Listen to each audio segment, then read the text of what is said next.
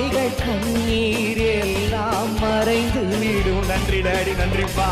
உங்கள் துக்கம் ஆமா, உங்கள் கவலைகள் கண்ணீர் எல்லாம் மறைந்து விடும். பிரியமானவர்களே, உங்கள் யாவருக்கும் அன்பின் வாழ்த்துக்கள். ஆண்டவரும் அரும் இரட்சகருமாகிய இயேசு கிறிஸ்துவின் நாமத்தில் நான் உங்களை வாழ்த்துகிறேன். மீண்டும் உங்கள் சந்தோஷத்தின் நிகழ்ச்சியின் மூலமாக உங்களை சந்திப்பது மிகுந்த மகிழ்ச்சி. கர்த்தர் உங்களை தேசத்தில் அவர் மிகவும் திரளாய் பெருக பண்ணி அவர் ஆசீர்வதிப்பாராக. அன்பானவர்களே, உங்களுக்காக நாங்கள் தொடர்ந்து ஜெபித்து வருகிறோம். உங்களுக்காக நாங்கள் ஏதாகிலும் ஜெபிக்க வேண்டும் என்று விரும்பினால் எங்களை தொடர்பு கொள்ளுங்கள். நாங்கள் உங்களுக்காக ஜெபிப்போம். நீங்களும் உங்களுடைய ஜெபத்தினால் எங்களை தாங்க வேண்டும். எங்களுடைய ஊழியங்கள் நியூ இந்தியா ஊழியங்கள் குளச்சல் அருகாமையிலே கொட்டல்வாடு பகுதியில் எங்களுடைய சபை இருக்கிறது. தேவனுடைய பிள்ளைகள் ஊக்கமாக உங்கள் ஜெபத்திலே எங்களை நினைவு கூறுங்கள். உங்களுடைய ஜெபம் எங்களுக்கு அவசியம். நீங்கள் ஜெபிக்கும் பொழுது கர்த்தர் இன்னும் பெரிய காரியங்களை அவர் செய்ய வல்லமையுள்ளவராக இருக்கிறார்.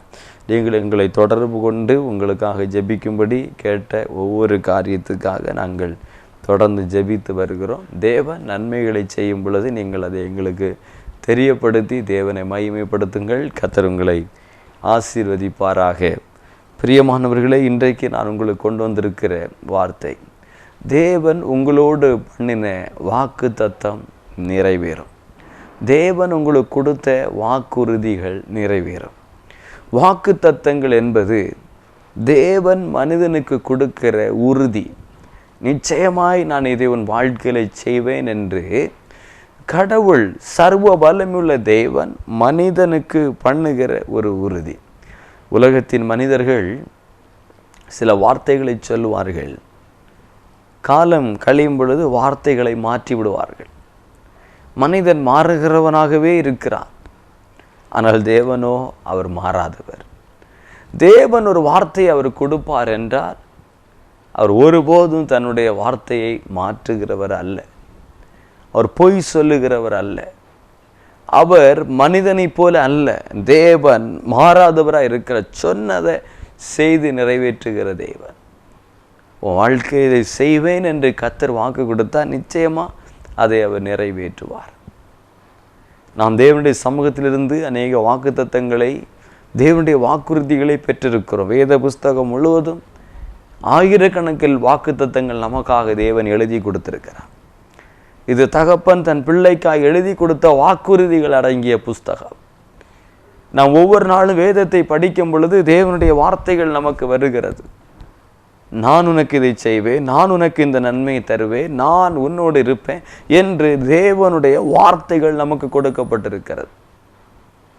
இந்த உறுதியான வாக்குறுதிகள் தேவ ஆவியினால் ஏவப்பட்டு தேவ மனிதர்கள் நமக்கு எழுதி கொடுத்திருக்கிறார்கள். இந்த உறுதியான தீர்க்க தரிசனமான வார்த்தைகள் நம்முடைய வாழ்க்கையில் அது நிறைவேறும். நிச்சயமாய் தேவன் அதை செய்ய வல்லவராயிருக்கிறார். ஆபிரகாமை ஆண்டவர் சந்தித்தார். நான் உன்னை ஆசீர்வதிப்பேன் என்று அந்த மனுஷனுக்கு வாக்கு கொடுத்தார். தேவன் அதை அப்படியே நிறைவேற்றினார். தேவன் தம்முடைய வார்த்தையை நிறைவேற்றுவார். நாம் என்ன செய்ய வேண்டும்? தேவனுடைய வாக்குத்தத்தங்களை சுதந்திரிக்க நான் என்ன செய்ய வேண்டும் என்பதில் ஒரு காரியத்தை நான் இந்த செய்தியில் உங்களோடு பகிர்ந்து கொள்கிறேன்.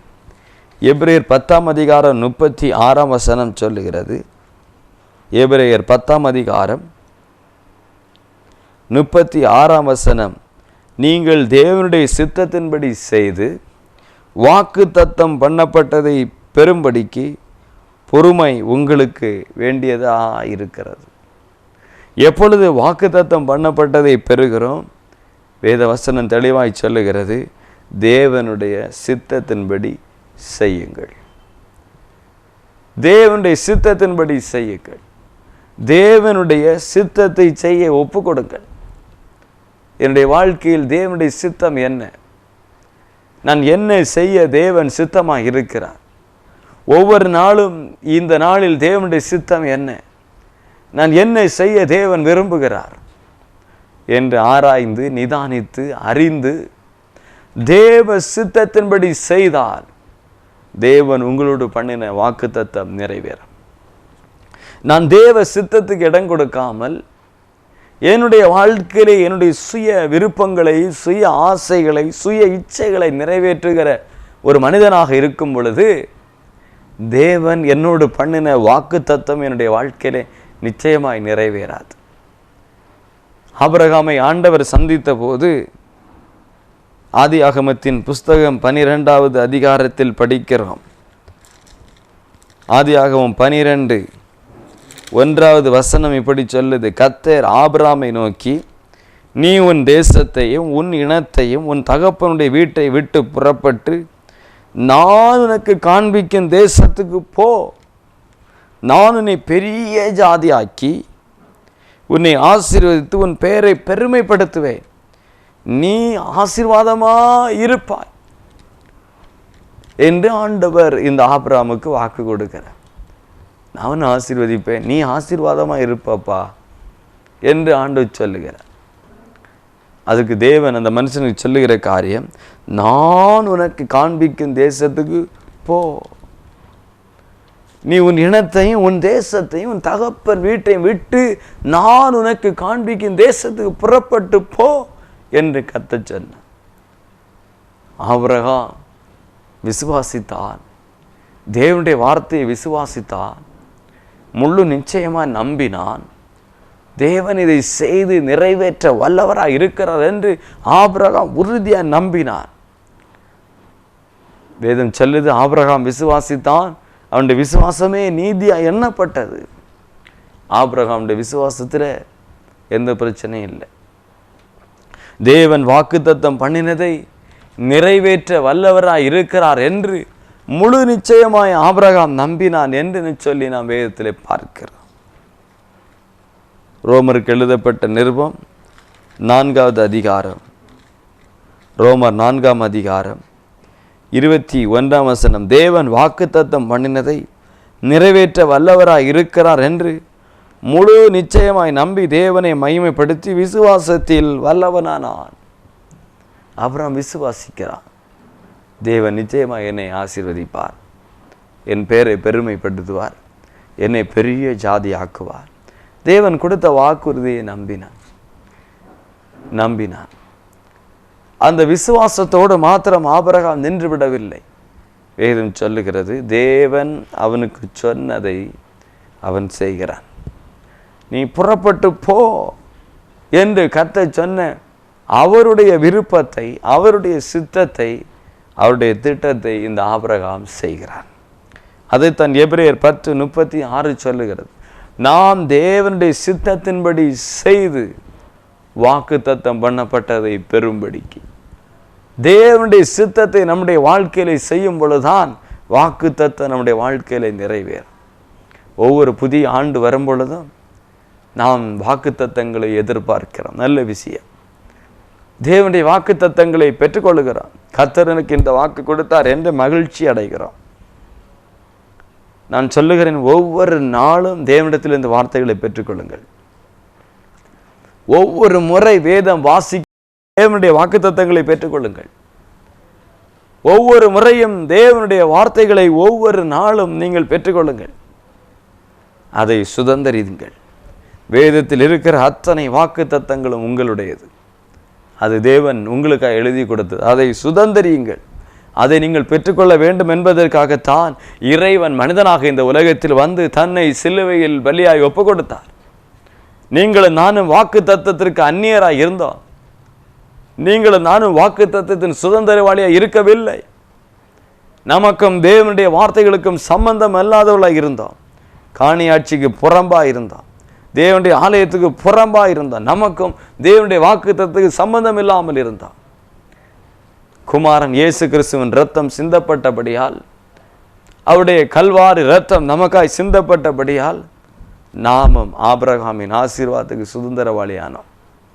நாமும் வாக்கு தத்தத்துக்கு சுதந்திரவாளியாய் மாறினோம் என்று சொல்லி வேதத்தில் பார்க்கிறோம். அப்போ இயேசு நமக்காய் இரத்தம் சிந்தி இந்த வாக்கு தத்தத்தை சுதந்திரிக்கிற பாத்திரமாய் நம்மை மாற்றினார். அவருடைய இரத்தம் நம்முடைய வாழ்க்கையில் தேவனுடைய ஆசீர்வாதங்களை சுதந்திரிக்க பண்ணுகிறது.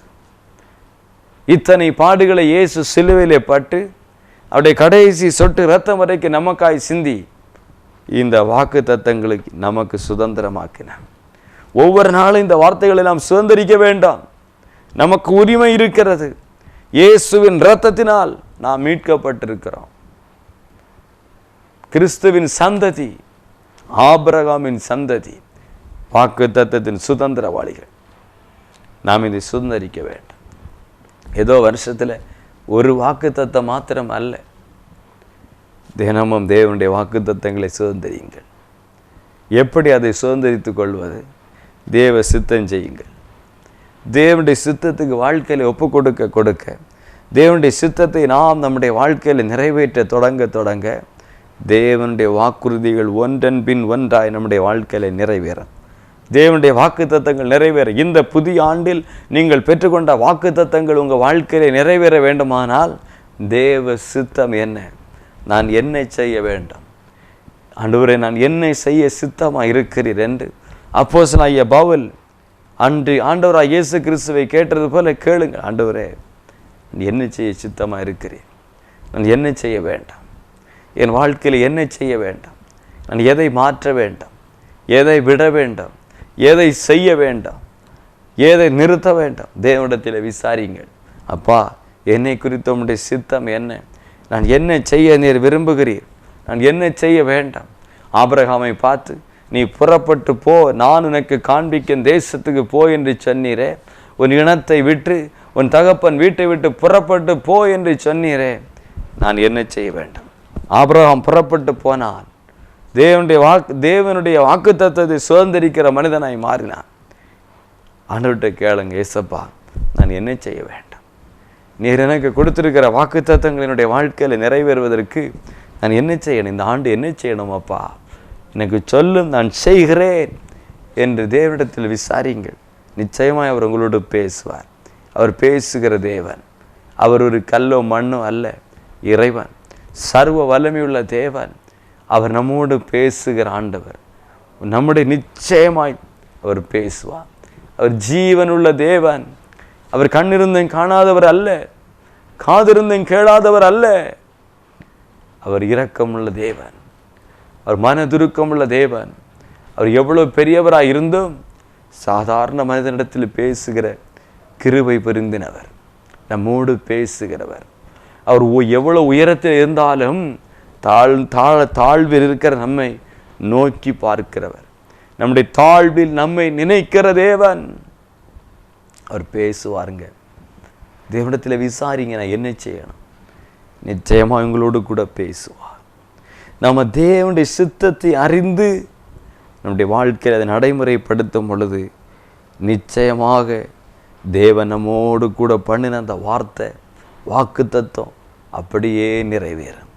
இயேசு பாருங்க, அவர் இந்த உலகத்தில் வாழ்ந்த நாட்களில் அவர் பிதாவினுடைய சித்தத்தை நிறைவேற்றுவதில் அவர் உறுதியாக இருந்திருக்கிறார். பரிசுத்த யோவான் எழுதின சுவிசேஷம் 4ஆம் அதிகாரம் 34வது வசனத்திலே இயேசு சொல்லுகிறார், என்னை அனுப்பினவருடைய சித்தத்தின்படி செய்து அவருடைய கிரியைகளை முடிப்பதே என்னுடைய போஜனமாயிருக்கிறது.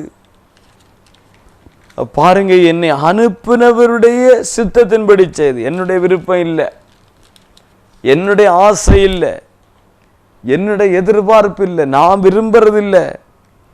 என்னை அனுப்பினவருடைய சித்தம்.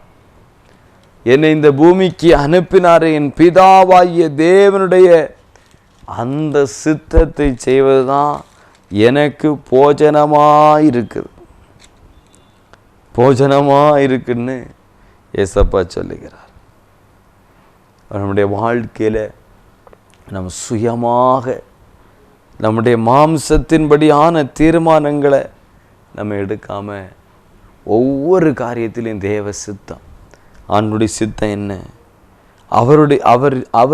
நான் என்ன செய்ய அவர் சொல்லு, அவருடைய கிரியை செய்து முடிக்கணும், அவர் சொல்கிறதை செய்து முடிக்கணும்.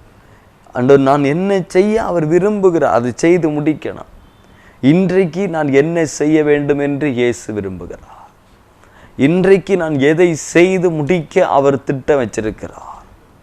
நான் என்னுடைய வாழ்க்கைக்காக, என்னுடைய குடும்பத்திற்காக, மனைவி பிள்ளைகளுக்காக ஒரு வேலை நான் செய்கிறேன். என்னுடைய காரியங்களை நான் பார்க்கிறேன்.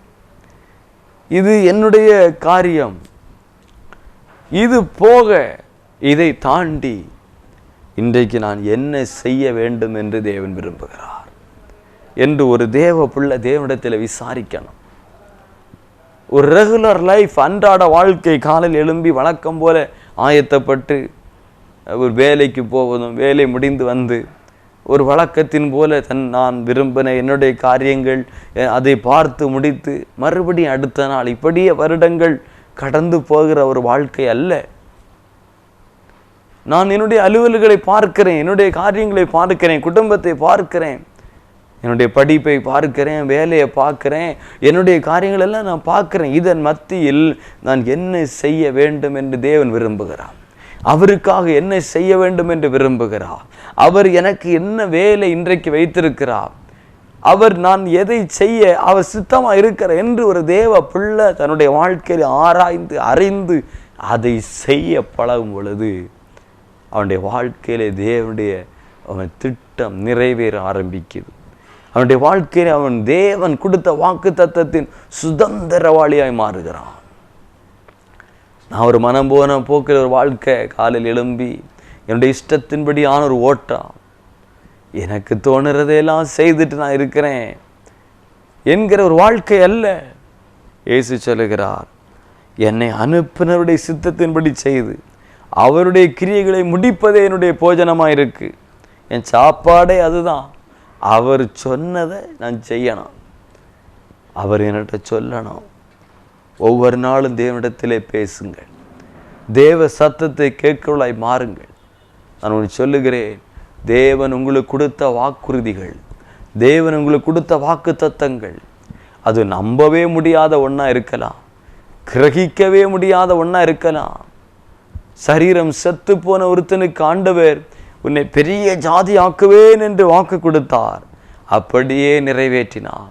கற்பம் செத்து போனவளுக்கு தேவன் உன்னை பெரிய ஜாதி ஆக்குவேன் என்று வாக்கு கொடுத்தார், அப்படியே நிறைவேற்றினார். வானத்து நட்சத்திரங்களைப் போல உன் சந்ததி பெருகும் என்று வாக்கு கொடுத்தார், அப்படியே நிறைவேற்றினார். எந்த காரியத்தையும் செய்ய என் தேவனுக்கு வல்லமை உண்டு. அவர் வல்லமை உள்ளவராய் இருக்கிறார். எதையும் செய்ய அசாதாரணமான வல்லமை உள்ள தேவன். நிச்சயமாய் அவர் அதை செய்வார், நிச்சயமாய் செய்வார். நாம் அதை நம்புகிறோம். அதை என்னுடைய வாழ்க்கையில் அவர் செய்ய வேண்டுமானால் நான் அவர் எனக்கு என்ன செய்ய சொன்னார் என்று அறிந்து அதை செய்யணும், அதை செய்ய ஆரம்பிக்கணும். யோவான் 8ஆம் அதிகாரம் 28ஆம் வசனம் சொல்லுகிறது, நான் என் சுயமாய் ஒன்றுமே செய்யாமல் என் பிதா எனக்கு போதித்தபடியே இவைகளை சொன்னேன் என்று அறிவீர்கள். பிதா எனக்கு சொன்னதை நான் செய்கிறேன், பிதா எனக்கு சொன்னதை பேசுகிறேன். யோவான் 12:50 இயேசு சொன்ன, பிதா எனக்கு சொன்னதை பேசுகிறேன். அப்போ தேவன் சொல்லாம இயேசு எதையுமே செய்யலை, அவர் சுயமா ஒன்று செய்யலை. இயேசு சொல்லுகிறார், நான் என் சுயமாய் ஒன்று செய்யாமல் என் பிதா எனக்கு போதித்தபடியே இவைகளை சொன்னேன். அப்போ சுயமாட்டு நம்முடைய வாழ்க்கையில் எதையுமே செய்யாமல் எல்லாம் தேவனிடத்தில் விசாரித்து திட்டமாய் அறிந்து தேவனுடைய காரியங்களை விளங்கி கொண்டு தேவ சித்தத்தை அறிந்து தேவனுடைய கிரியைகளை நாம் நடப்பிக்கும் போது நம்முடைய வாழ்க்கையிலே தேவனுடைய நன்மை வருது. இயேசு எப்படிப்பட்டவராக இருந்திருக்கிறார்? மத்தேயு சுவிசேஷம் 26ஆம் அதிகாரம், மத்தேயு சுவிசேஷம் 26வது அதிகாரத்தின் 39வது வசனம் இப்படியாய் சொல்லுகிறது. 26:39 ஆண்டவருடைய வார்த்தையை பாருங்க. சற்று அப்புறம் போய் முகங்குப்புற விழுந்து, பிதாவே, இந்த பாத்திரம் என்னை விட்டு நீங்க கூடுமானால் நீங்கும்படி செய்ய, ஆயினும் என் சித்தத்தின்படி அல்ல உம்முடைய சித்தத்தின்படியே ஆக கடவுது என்று ஜெபம் பண்ணினார். இந்த பாத்திரம் என்னை விட்டு நீங்க கூடுமானால் நீங்கட்டும், ஆனாலும் ஏன் சித்தம் இல்லை, ஏன் விருப்பம் இல்லை பிதாவே, உம்முடைய விருப்பம். இயேசு கெத்செமனே தோட்டத்தில் ஜெபம் பண்ணுகிறார், பிதாவை நோக்கி மன்றாடுகிறார், இந்த பாத்திரம் என்னை விட்டு நீங்க கூடுமான நீங்கட்டும். ஏன்? அவர் இந்த பூமிக்கு வந்தார். யாரை நான் அனுப்புவேன், யார் எனக்காக போவார் என்று பிதா அங்கலாய்க்கும் பொழுது, இதோ நான் போகிறேன் என்று புறப்பட்டு வந்தார். இயேசு அவரை விரும்பி நம்மை மீட்பதற்காக இந்த உலகத்துக்கு வந்தார். பிதா அவரை அனுப்பினாலும் கட்டாயத்தின்படி அல்ல, இயேசு தன்னுடைய விருப்பத்தின்படி வருகிறார். நான் போகிறேன், நான் எனக்கு ஒரு சரீரத்தை ஆயத்தப்படுத்தும் என்று சொல்லி இயேசு புறப்பட்டு வந்தார். அனுப்பப்பட்ட இயேசு விருப்பத்தோடு வந்தார். அவர் சொல்லுகிற வார்த்தையை பாருங்கள். கெத்செமனே தோட்டத்தில் வந்ததே அதுக்கு தான். தன்னை பலியாக ஒப்பு கொடுத்து தன் மாசற்ற இரத்தத்தை இந்த பூமியிலே சிந்தி மனிதனுக்கு மீட்பை உண்டாக்கத்தான் வந்தார். ஆனால் கெத்செமனே தோட்டத்தில் அந்த சிலுவையிலே அறையப்படுவதற்கு முந்தின இரவு இயேசு ஜெபிக்கிற ஜெபம், பிதாவே இந்த பாத்திரம் என்னை விட்டு நீங்க கூடுமானா நீங்கட்டும். ஏன் இப்படி அங்கலாய்க்கிறார்? ஏன் தெரியுமா? இயேசுவும் பிதாவும் ஒன்றாயிருக்கிறார்கள். அவர்கள் ஒன்றாயிருக்கிறார்கள். இயேசு சொன்ன, என்னை காண்கிறவன் பிதாவை காண்கிறான். அவர் என்னை தனியா இருக்க விடவே இல்லை என்று இயேசு சொல்லுகிறார். ஒரு போதும் பிதாவும் குமாரனும் பிரியவே இல்லை, பிரியவே இல்லை. ஆனால் சிலுவை மரத்திலே அடித்து உயர்த்தப்பட்ட வேளையில் முழு உலகத்தின் பாவமும் இயேசுவின் மேல் சுமத்தப்பட்ட அந்த தருணத்தில் வேதம் சொல்லுகிறது, ஒரு இமை பொழுது பிதா தன் முகத்தை மறைக்கிறார். குமாரனுக்கும் பிதாவுக்கும் இடையில் ஒரு பிரிவு உண்டாகிறது, பிரிவு உண்டாகிறது. அந்த வினாடி இயேசுவால் தாங்க முடியாது. அந்த ஒரு இமை பொழுதை இயேசுவால் தாங்க முடியாது. கதறினார், பிதாவே ஏன் என்னை கைவிட்டீர்? அந்த உறவு பிரிக்கப்படும் பொழுது, அந்த பிதாவோடு உள்ள ஐக்கியம் முறிக்கப்படும் பொழுது இயேசுவால் தாங்கிக் கொள்ள முடியவில்லை. முள்முடி சூடி சிரசிலே வைத்து கோலினால் அடித்து அந்த விஷ முள் அவருடைய மண்டை துளைத்து இரத்தம் வடிகிறது. அதனால் வருகிற அந்த கொடிய வலியை இயேசுவால் தாங்க முடிந்தது. அவருடைய சரீரம் முழுவதும் அடிச்சு 39 முறை சாட்டையினால் அடித்து கீறி இரத்தம் பீரிட்டு பாய்கிறது. சரீரம் முழுவதும் உளப்பட்ட நிலம் போல் ஆனது. அதை இயேசுவால் தாங்க முடிந்தது. சரீரம் முழுவதும் நூற்றுக்கணக்கான காயங்கள், இரத்தம் வடிகிறது. கைகளிலும் கால்களிலும் ஆணி அறிந்து வானத்துக்கும் பூமிக்கு நடுவாய் சிலுவையில் தொங்க விடப்பட்டிருக்கிறார். அதை இயேசுவால் தாங்க முடிந்தது. எத்தனையோ நிந்தையான அவமானமான பேச்சுகள், பரிகாசங்கள் அத்தனையும் தாங்கினார். ஆனால் இயேசு தாங்க முடியாத ஒன்று, பிதாவோடு ஏற்பட்ட அந்த பிரிவு. ஏன் என்னை கைவிட்டீர் என்று அங்கலாய்க்கிறார். அவ்வளவாய் அவர் தேவன் பிதாவோடு இணைந்திருந்தார். இந்த சூழ்நிலையை தான், இந்த நிமிடத்தை தான் இயேசு பிதாவிட்ட கேட்கிற, ஆண்டவரே இந்த பாத்திரம் என்னை விட்டு நீங்க கூடமா நான் நீங்கட்டும். இவ்வளோ பெரிய சூழ்நிலை, ஆனாலும் என் இஷ்டம் இல்லை. இப்போ நான் என் சுயமாக கேட்கல, உங்கள் சித்தத்தின்படி ஆகட்டும். நம்முடைய வாழ்க்கையில் இந்த அனுபவம் வேணும். தேவனுடைய சித்தத்தின்படி எல்லாவற்றையும் பெற்றுக்கொள்ள விரும்பணும். தேவ சித்தம் இல்லாமல் எதுவும் வேண்டாம் என்கிற ஒரு விருப்பம் நமக்குள்ள வரணும். நம்முடைய ஜெபத்தில் தேவ சித்தத்துக்கு ஒப்பு கொடுக்கிற அனுபவம் இருக்கணும். நம்முடைய வாழ்க்கையில் எப்பொழுதும் தேவ சித்தத்துக்கு இடம் கொடுக்கிறதான அனுபவம் இருக்கணும். எனக்கு பிடிச்சிருக்கு, எனக்கு இது வேணும், எனக்கு இது ஆசையா இருக்கு என்பதல்ல. தேவ சித்தம் என்ன, தேவ திட்டம் என்ன, எனக்கு இது பிடிச்சிருக்கு, நான் இதை விரும்புகிறேன் என்பது அல்ல. தேவனுடைய விருப்பம் என்ன, தேவனுடைய சித்தம் என்ன என்று ஒரு தேவ பிள்ளை அறிந்து தேவ சித்தத்துக்கு இடம் கொடுக்கும் பொழுது, இது எனக்கு வேணும் ஆண்டவரே, இது எனக்கு வேணும் தாங்க என்று போராடுவதல்ல. ஆண்டவரே இது எனக்கு தேவை, எனக்கு வேணும், ஆனாலும் உங்களுக்கு சித்தமானா தாங்க. உங்களுக்கு சித்தம் இல்லாமல் வேண்டாம் ஆண்டவரே, எனக்கு அவசியம்தான், இது எனக்கு வேதனையான சூழ்நிலை தான், இது எனக்கு ஒரு நெருக்கம் தான், ஆனாலும் உங்களுக்கு சித்தம் இல்லாமல் எனக்கு வேண்டாம் ஆண்டவரே. அந்த அனுபவத்துக்குள்ள தேவ சித்தத்தை செய்ய பழகு வருகிற அந்த மனுஷனுடைய வாழ்க்கையில வாக்கு தத்தங்கள் நிறைவேற ஆரம்பிக்கும். வாக்கு தத்தங்கள் நிறைவேற ஆரம்பிக்கும். தேவனுடைய சித்தத்தை நாம் வாழ்க்கையில செய்ய ஆரம்பிக்கும் போது தேவனுடைய சித்தம் நம்ம வாழ்க்கையில் வரும் பொழுது வாக்கு தத்தம் நிறைவேறுங்க. ஆபிரகாம் அவன் விசுவாசித்தான். விசுவாசிச்சுட்டு அப்படியே அங்கே இருந்திருந்தா நிச்சயமா வாக்கு தத்தம் நிறைவேறி இருக்காது. அவன் தேவனுடைய வார்த்தை கீழ்ப்படிந்து எழுந்து புறப்படுகிறான். தேவ சித்தத்தை அறிந்து புறப்படுகிறான். தன் தேசத்தை விட்டு, தன் வீட்டை விட்டு, தன் இனத்தை விட்டு புறப்படுகிறான். தேவ சித்தத்தை செய்து ஆபிரகாமுடைய வாழ்க்கையில கர்த்தர் அவனை ஆசீர்வதித்து அவன் பேரை பெருமைப்படுத்தி பெரிய ஜாதி ஆக்குகிறார். ஆபிரகாம் என்றால் தகப்பன் என்ற அர்த்தம். எல்லாரும் அப்பா அப்பான்னு தான் கூப்பிடணும். ஆனால் அப்பான்னு கூப்பிட ஒரு பிள்ளை இல்லை. அவனுடைய பெயர் அவனுக்கு வேதனையா இருக்கு. அவனுடைய பெயர் அவனுக்கு வெட்கமா இருக்கு. அவனுடைய பெயர் அவனை வேதனைப்படுத்துது.